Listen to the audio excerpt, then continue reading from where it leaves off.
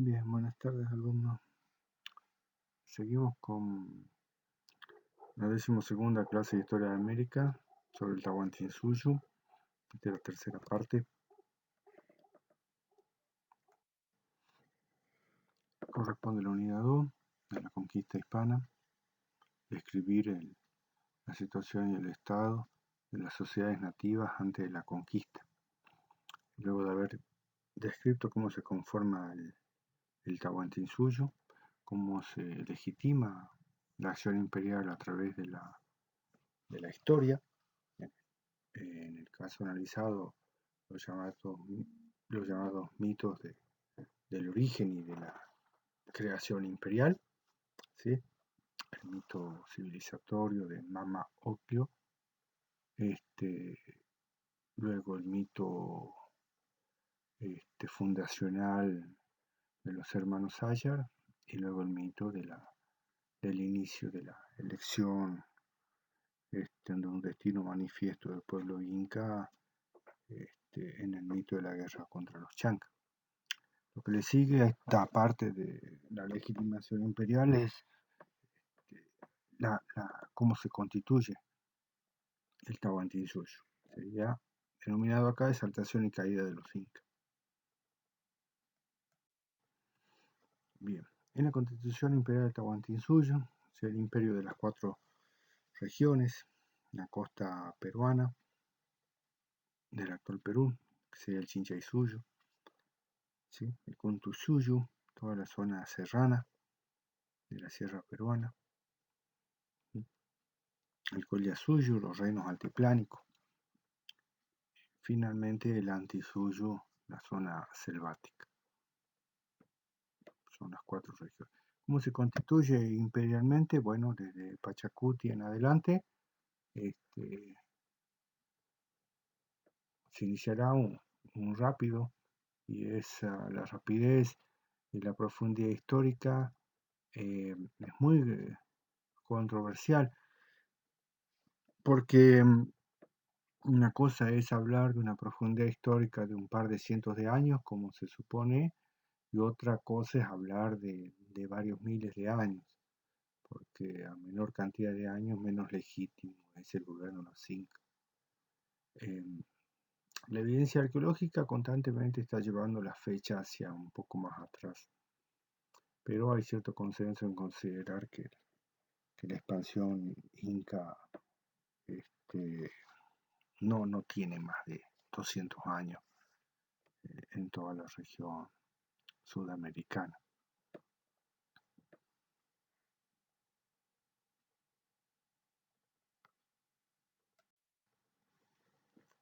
Hacia el norte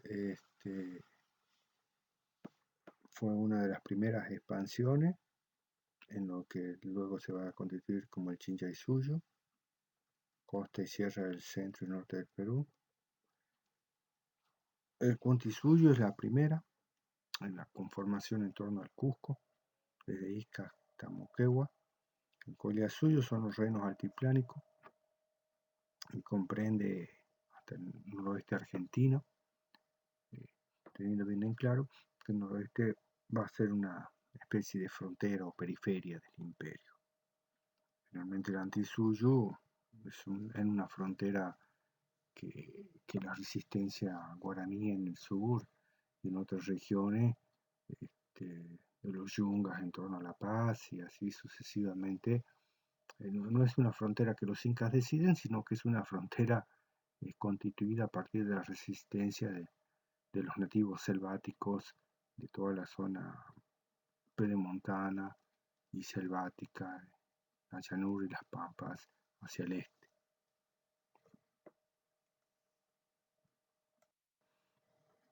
Bien,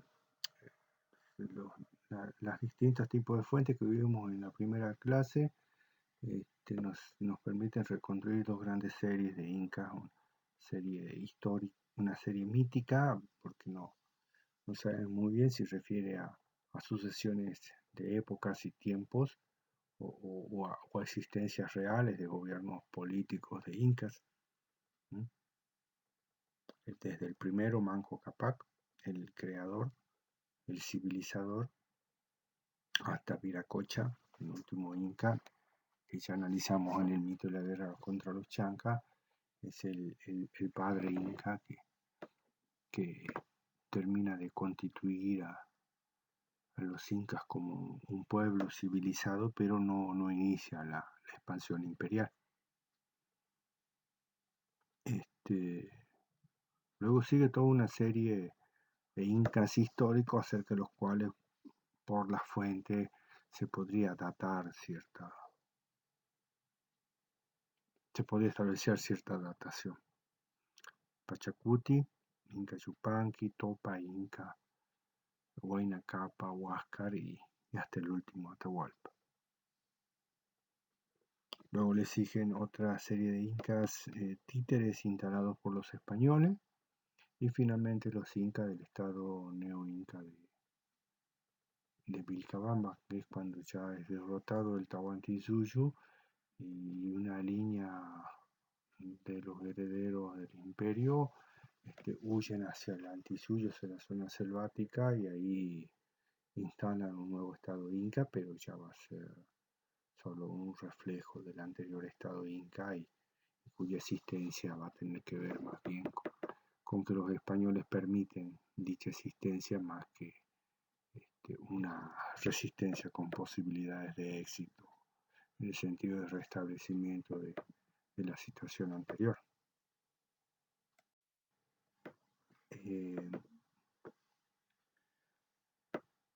Los últimos dos incas, ¿sí? Descendientes de Huayna Cápac, ¿sí? Huayna Cápac había decidido, como lo mismo había hecho Viracocha, no se repite el mismo modelo, había tomado una decisión de cesión legal del trono en Huáscar, pero Atahualpa, hijo de otra princesa, al parecer de Quito, y con el apoyo de algunas panacas, y especialmente del ejército, resiste esa designación legal de su padre, designación legal que no se puede imponer, supuestamente porque Huayna Cápac muere repentinamente como consecuencia de una rara enfermedad, se supone, algunos indican que esta puede haber sido la viruela, y ya los españoles, que ya había venido con los españoles años antes, ¿sí?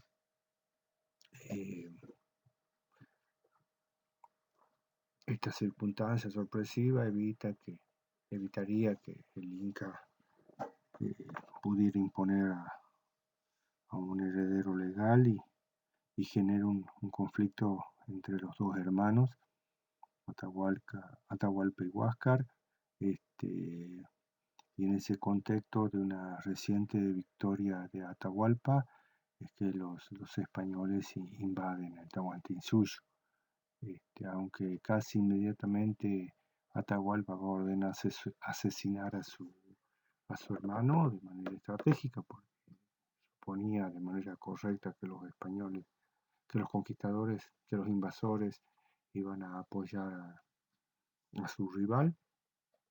Sin embargo, el apoyo de las panacas reales del Cusco estaba todavía con Huáscar y son un eje central en la conquista y en la ocupación del Tahuantinsuyo de una manera relativamente tranquila, porque no hay demasiada resistencia de la nobleza, justamente porque suponían que si Atahualpa consolidaba su dominio iba a acabar con gran parte de las panacas reales del Cusco que habían decidido apoyar, como era lógico, de manera legal al Inca designado por Huayna Cápac, que era Huáscar. Entonces esta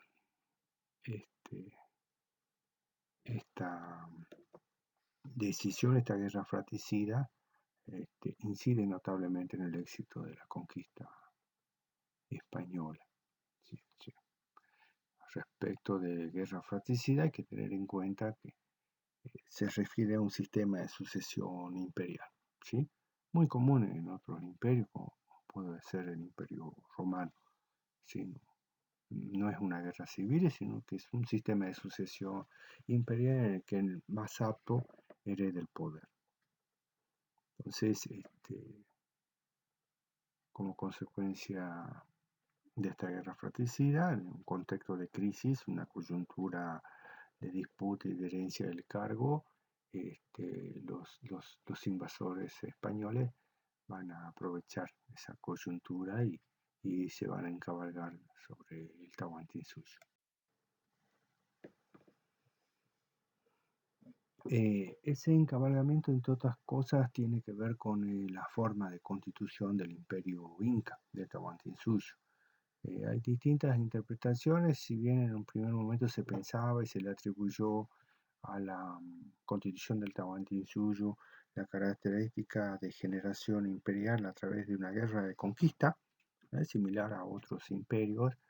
Sin embargo, hay que relativizar esta afirmación, o en todo caso agregarle una serie de elementos, no en el sentido de hacerla menos violenta, sino en el sentido de tal vez caracterizarla de una forma más particular, una conquista particular, una conquista que tenía mucho que ver con acuerdos, con consensos, con pactos, ¿sí? Con mañay, como se denomina a los pactos, ¿sí? Entre las distintas etnias que constituyeron el Tahuantinsuyo. En el mapa pueden ver un mapa de las principales, ¿no?, etnias que constituyen el Tahuantinsuyo y que explican doblemente, una, la rápida expansión, ¿no? Porque así como tenemos que hay regiones, hay pequeños reinos a las cuales se las incorpora de una manera militar y belicosa, ¿sí? Con tropas militares. En otros casos, la ocupación es con colonos militares, ¿sí? Y en otros casos es una adhesión vasallática y acordada, como si bien recuerdan, va a ser la incorporación de los reinos altiplánicos, casi en paridad dentro del Tahuantinsuyo. Entonces eso por un lado, esa diversidad de etnias, esa diversidad de conquista, explican la rapidísima expansión militar del Tahuantinsuyo, no más, según algunos, de 50 años, desde Quito, ¿sí? hasta Chile central. Sin embargo, esa característica de expansión que no eliminaba, en algunos casos, en otros sí, pero en algunos casos no eliminaba las autonomías locales, no eliminaba los panteones de dioses, ni los cultos locales, ni la lengua, ni nada por el estilo, ¿sí? Sin embargo, va a generar un estado imperial heterogéneo e intrínsecamente frágil por esa heterogeneidad, ¿sí? De hecho, eso incide directamente, tal vez de manera similar al caso mesoamericano de los aztecas o mexicas, en la rápida expansión de la conquista española, que aprovecharon en muchos casos los apoyos locales, aprovechando en muchos casos las autonomías étnicas dentro del Tahuantinsuyo, aprovechando en algunos otros casos los resentimientos contra los incas, ¿sí? Y los resentimientos de las etnias contra el Estado imperial, que si bien en un pacto, en un mañay, retribuía de alguna manera las exacciones a las cuales le aplicaba sobre las poblaciones locales, no dejaba de ser un Estado imperial, ajeno, ajeno un poco a sus necesidades y a su realidad, ¿sí? Entonces, esta heterogeneidad, esta composición heterogénea, explica doblemente la doble expansión y por otro lado la intrínseca debilidad de un Estado imperial que es fácilmente conquistado. De hecho, parte de la nobleza inca, luego de la conquista española y cansada de que fueran tratados como títeres dentro de esta dominación, van a huir hacia las selvas de Vilcabamba y ahí van a instalar un estado neo-inca que va a pervivir por muchos años, pero más, como dije al inicio, por consentimiento español y preocupado en seguir expandiéndose que por una posibilidad cierta y concreta de, de recuperar o de volver a un estado anterior de dominio. Entonces, con esta parte terminamos con esta descripción terminamos esta parte de la clase 12 sobre Tahuantinsuyo. Gracias.